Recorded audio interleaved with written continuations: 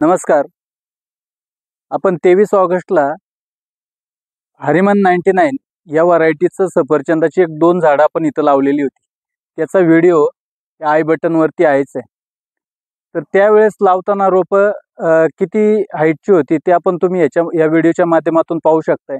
आणि आज रोजी हे झाड जवळपास 5.5 फूट हाईटचं आज झालेलं आहे.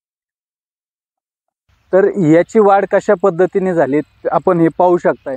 आणि याला आपण कुठल्याही प्रकारचं एक चिमूटभर देखील रासायनिक खत याच्यामध्ये वापरलेलं नाही. जे काय वापरलं ते फक्त लेंडी खत, शेणखत आणि कोंबड खत, ब्रॉयलर कोंबड्यांचं कोंबड खत याच्यामध्ये आपण वापरलेलं आहे.